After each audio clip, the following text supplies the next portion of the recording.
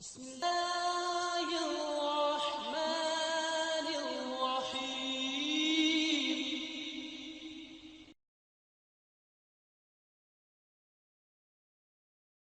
الحمد لله وكفى والصلاة والسلام على من لا نبي بعده وعلى آله وأصحابه ومن والاه أما بعد.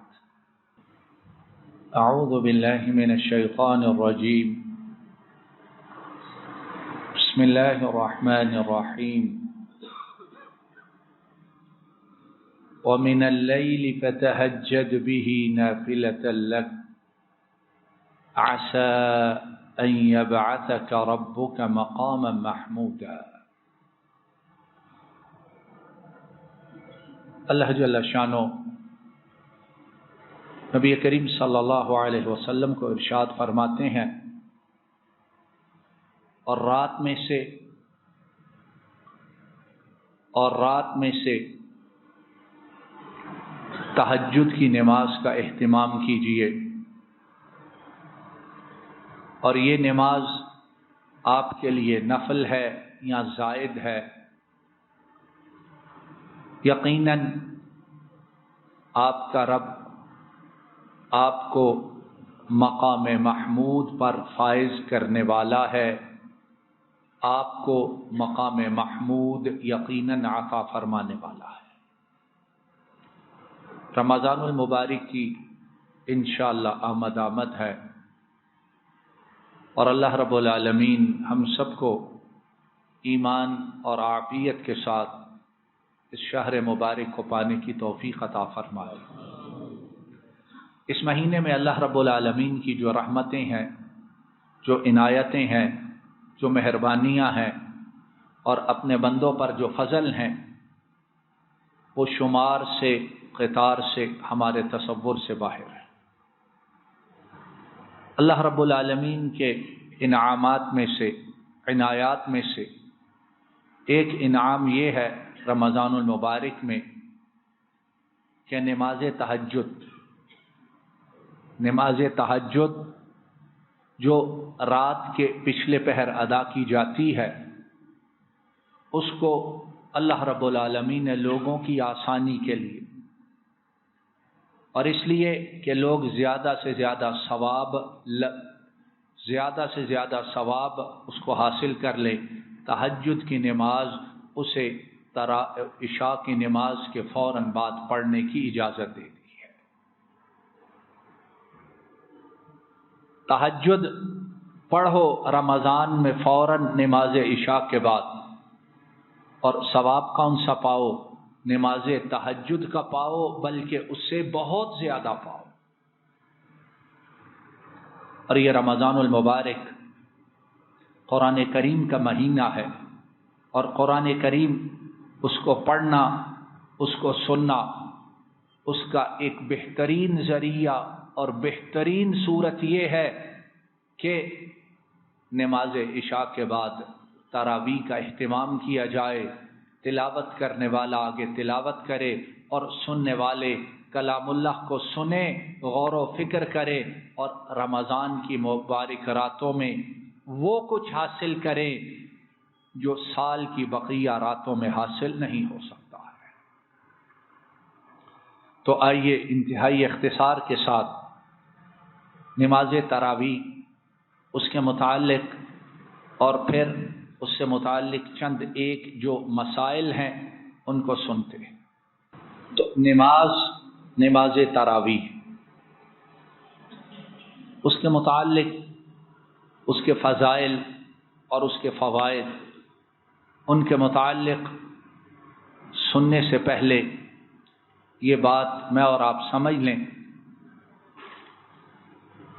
کہ نماز تراویح، قیام اللیل اور تہجد، یہ تینوں ایک نماز ہی کے نام ہیں۔ عام طور پر لوگ اس کو سمجھنے میں بڑی غلطی کرتے ہیں، وہ کہتے ہیں تراویح اور چیز ہے، قیام اللیل اور چیز ہے، اور تہجد اور چیز ہے۔ نہیں، یہ تینوں چیزیں ایک ہی ہے۔ سال کے بقیہ دنوں میں وہ کیا ہے؟ تہجد ہے۔ سال کے بقیہ دنوں میں وہ کیا ہے؟ قیام اللیل ہے. اور قیام اللیل کا مطلب کیا ہے؟ رات کو قیام کر. اور وہی تہجد، وہی قیام اللیل رمضان المبارک میں اس کو تراویح کا نام دیا جاتا ہے. یہ تینوں چیزیں ایک ہی صورت کے اور ایک ہی عبادت کے مختلف نام ہیں.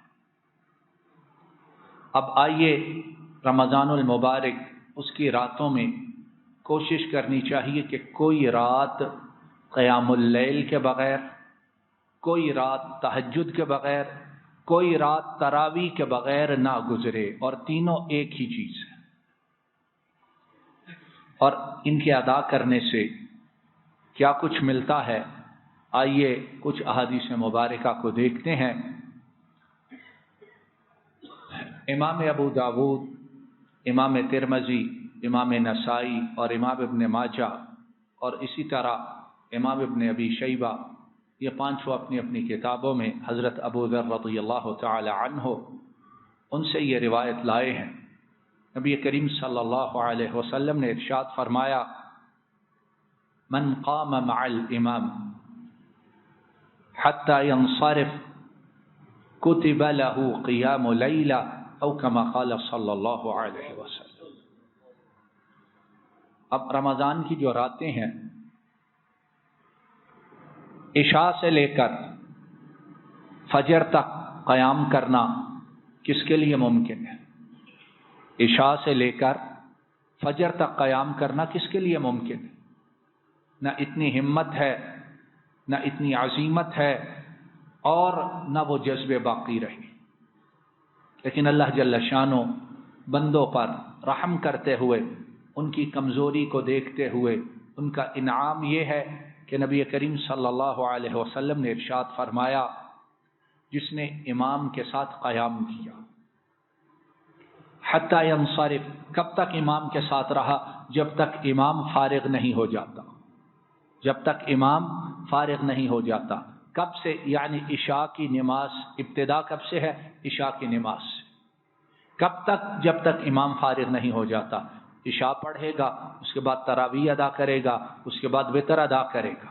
تو فرمایا جو امام کے ساتھ رہا جب تک امام فارغ نہیں ہوتا، اس کے لیے ساری رات قیام کا اجر و ثواب لکھا جاتا ہے. تو یہ ہے کہ وقت تھوڑا، قیام تھوڑا، لیکن اجر و ثواب ساری رات کا لکھا جاتا ہے. لیکن یہ ہے کہاں پہ؟ مسجد میں امام کے ساتھ. کب تک؟ جب تک امام ختم نہ کرے. تو ابھی سے تہیہ ارادہ کرے کہ انشاءاللہ ان تمام راتوں میں اللہ رب العالمین کے لیے قیام کرنا ہے، تاکہ 29 یا 30 مکمل راتوں کا اجر و ثواب انشاءاللہ لکھا جائے. اسی طرح امام بخاری اور امام مسلم حضرت ابو ہریرہ رضی اللہ تعالی عنہ ان سے بیان کرتے ہیں، نبی کریم صلی اللہ علیہ وسلم نے ارشاد فرمایا: من قام رمضان ایمانا واحتسابا غفر له ما تقدم من ذنبه صلی اللہ علیہ وسلم. فرمایا جس نے رمضان کی راتوں کو قیام کیا، کس لیے؟ دو باتیں پیش نظر رہیں: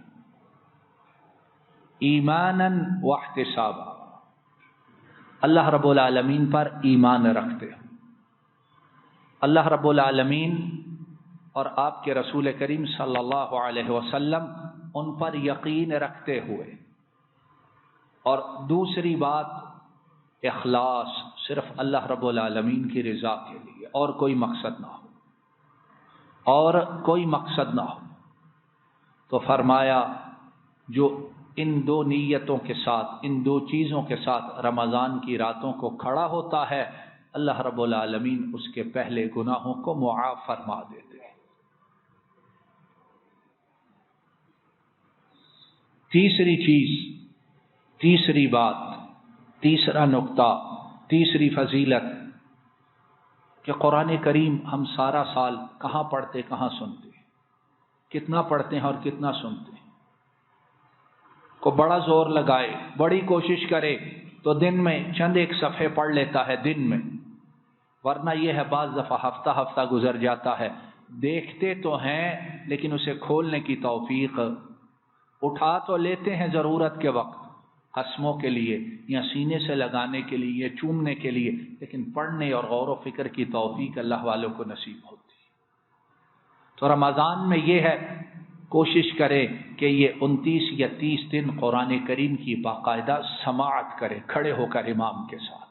کیوں کہ قرآن کریم جو ہے یہ اپنے پڑھنے والوں کے لیے قیامت کے دن اللہ کے ہاں شفاعت کرے گا۔ امام احمد، امام بیہقی اور امام طبرانی عبداللہ ابن عمر رضی اللہ تعالی عنہما ان سے بیان کرتے ہیں، نبی کریم صلی اللہ علیہ وسلم نے ارشاد فرمایا،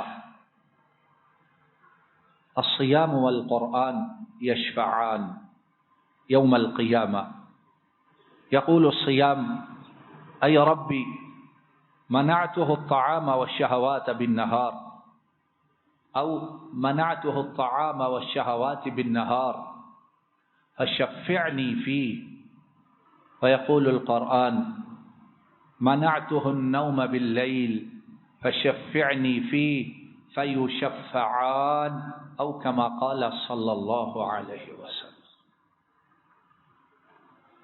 ارشاد فرمایا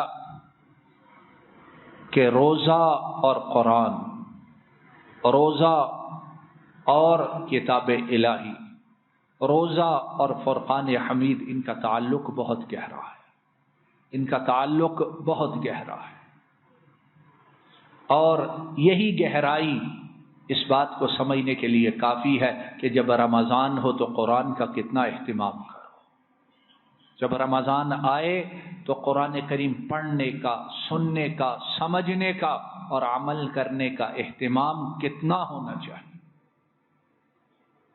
تو فرمایا کہ روزہ اور قرآن یہ قیامت کے دن بندے کی شفاعت کریں گے، یہ اس دن شفاعت کریں گے جب کسی کو بولنے کی ہمت اور جرت نہیں ہوگی، کسی کو آواز نکالنے کی ہمت نہیں ہوگی۔ قرآن کریم میں اللہ جل شانہ فرماتے ہیں فَلَا تَسْمَعُ إِلَّا ہَمْسًا، قیامت کے دن آپ قدموں کے چلنے کی آواز کے علاوہ اور کچھ نہیں سنیں گے، آواز کوئی نکالے گا ہی نہیں ان حالات میں، ان اوقات میں۔ اور اس مشکل دن میں یہ روزہ اور یہ قرآن اللہ کے پاس حاضر ہوں گے اور اپنے پڑھنے والے کی شفاعت کریں گے۔ ان میں کتنی قوت ہے، کتنی طاقت ہے، ان کا کتنا مقام ہے۔ روزہ کہے گا اے میرے رب، تیرا یہ بندہ، اس کو میں نے دن بھر کھانے سے بھی روکے رکھا اور دن بھر اسے میں نے شہوات، اپنی خواہشات نفسانی اس سے بھی باندھے رکھا، تو اللہ اب اس کو دینا کیا ہے؟ فشفعنی فیہ، اس کے متعلق میری شفاعت کو قبول کر لیجیے، میری سفارش قبول کر لیجیے۔ ادھر روزہ فارغ ہوگا تو قرآن کریم آ جائے گا اور کہے گا اللہ یہ میری تلاوت کرتا تھا اور میری تلاوت نے اسے رات کی نیند سے روکے رکھا تھا، یہ پڑھتا تھا، تلاوت کرتا تھا اور مجھ پر غور و فکر کرتا تھا، رات نیند سے میری وجہ سے رکا رہتا تھا، اے اللہ اس کے متعلق میری سفارش کو قبول کر لیجئے۔ نبی کریم صلی اللہ علیہ وسلم فرماتے ہیں فیشفعان، دونوں کی سفارش کو اللہ قبول فرما لیں گے، اور جب دونوں کی، ایک کی نہیں دونوں کی سفارش ان حالات میں قبول ہوگی، حالات جتنے مشکل ہوں ان حالات میں جو سفارش قبول ہوتی ہے اس کا مقام و مرتبہ بہت زیادہ ہوتا ہے۔ تو یہ ہے ان احادیث مبارکہ اور قرآن کریم کے رمضان المبارک، صلاۃ التراویح، قیام اللیل، تہجد میں ان فضائل کو پیش نظر رکھتے ہوئے تراویح میں قرآن کریم پڑھنے اور سننے کا شدید اہتمام کریں۔ اب آئیے نبی کریم صلی اللہ علیہ وسلم آپ کی سیرت مبارکہ سے یہ دیکھیں کہ آپ کتنی رکعت پڑھتے تھے اور کیسی پڑھتے تھے، تعداد کتنی تھی اور کیفیت کتنی تھی۔ امام بخاری رحمہ اللہ تعالی اپنی کتاب صحیح بخاری میں ابو سلمہ ابن عبد الرحمن ابن عوف رضی اللہ تعالی عنہ ان سے بیان کرتے ہیں کہ انہوں نے ام المؤمنین عائشہ رضی اللہ تعالی عنہا ان سے پوچھا کیف کانت صلاۃ رسول اللہ صلی اللہ علیہ وسلم فی رمضان، کہ نبی کریم صلی اللہ علیہ وسلم آپ کی نماز رمضان میں کیسی تھی۔ مراد تراویح ہے، مراد قیام اللیل ہے، مراد تہجد ہے۔ تو ام المؤمنین عائشہ رضی اللہ تعالی عنہا انہوں نے جواب دیا کہ نبی کریم صلی اللہ علیہ وسلم رمضان اور غیر رمضان، رمضان اور غیر رمضان، آپ دونوں حالتوں میں 11 رکعت سے بڑھا نہیں کرتا تھے، 11 رکعت ہی ادا کیا کرتے تھے۔ رمضان اور غیر رمضان، تو کیا معلوم ہوا؟ وہی تراویح، وہی تہجد، وہی قیام اللیل، کیونکہ تراویح غیر رمضان میں تو نہیں ہوتی، تو پھر تراویح تہجد ہے اور تہجد رمضان میں تراویح ہے۔ تو فرماتی ہیں نبی کریم صلی اللہ علیہ وسلم رمضان اور غیر رمضان میں 11 سے زیادہ نہیں پڑھا کرتے تھے، یعنی 11 رکعت۔ فرماتی ہیں کان یصلی 4، آپ 4 پڑھتے، یعنی 2 کر کے 4 پڑھتے۔ فلا تسأل عن حسنہن وطولہن، ان تراویح میں جو آپ کے پڑھنے کا حسن ہوتا تھا، جو سما ہوتا تھا، جو خوبصورتی ہوتی تھی، اس کے متعلق نہ پوچھو، وہ الفاظ میں بیان ہو ہی نہیں سکتا ہے۔ وعن طولہن، اور جتنی وہ طویل ہوتی تھی اس کے متعلق بھی مت پوچھو، اسے میں بیان نہیں کر سکتی۔ تو خوبصورتی بھی تھی، حسن بھی تھا اور طوالت بھی تھی۔ پھر فرماتی ہیں نبی کریم صلی اللہ علیہ وسلم پھر 4 ادا کرتے، 2 کر کے، یعنی معلوم ہوتا ہے جب 4 ہوتی تو کچھ دیر کے لیے آرام فرماتی، پھر اس کے بعد 2 کر کے 4 ادا کرتے۔ فرماتی ہیں دوسری مرتبہ جو 4 ادا کرتے اس کی بھی خوبصورتی اور طوالت کے متعلق مت پوچھو۔ ثم یصلی 3، پھر اس کے بعد 3 ادا کرتے، اور وہ 3 کیا ہوتے تھے؟ وہ 3 وتر ہوتے تھے، رکعت 8 اور وتر 3۔ اور پھر نبی کریم صلی اللہ علیہ وسلم، حضرت عائشہ وہ کہتی ہیں میں نے عرض کیا کہ اللہ کے رسول صلی اللہ علیہ وسلم آپ وتر سے پہلے سو جاتے ہیں، آپ وتر سے پہلے سو جاتے ہیں۔ تو نبی کریم صلی اللہ علیہ وسلم نے ارشاد فرمایا عائشہ میری آنکھیں دونوں سو جاتی ہیں لیکن محمد کا دل وہ جاگتا رہتا ہے صلی اللہ علیہ وسلم، دل نہیں سوتا ہے۔ اب جو وتر ہے اس کو ادا کرنے کا طریقہ کیا ہے؟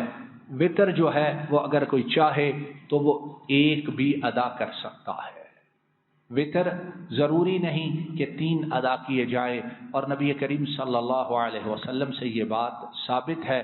امام بخاری حضرت عبداللہ بن عمر رضی اللہ تعالی عنہما ان سے بیان کرتے ہیں کہ ایک شخص نے کہا کہ اللہ کے رسول صلی اللہ علیہ وسلم رات کی نماز کیسے ہے؟ تو آپ نے ارشاد فرمایا مثنا مثنا فَإِذَا خِفْتَ الصُّبْحَ فَأَوْتِرْ بِوَاحِدَةٍ، رات کی نماز 2 رکعت ہے، 2 کر کے کتنی؟ 8۔ اور فرمایا اگر تجھے ڈر ہو کہ اب صبح ہونے والی ہے، یعنی فجر کا وقت ہوا چاہتا ہے، تو پھر 1 رکعت وتر ادا کر لو۔ تو نبی کریم صلی اللہ علیہ وسلم آپ کا طریقہ مبارکہ کیا ہے؟ 8 رکعت تہجد 8 رکعت تراویح اور 3 وتر، لیکن اگر کوئی ایک وتر ادا کرنا چاہے تو نبی کریم صلی اللہ علیہ وسلم نے اس پوچھنے والے کو اجازت دی ہے کہ وہ ایک وتر بھی ادا کر سکتا ہے۔ السلام علیکم ورحمۃ اللہ۔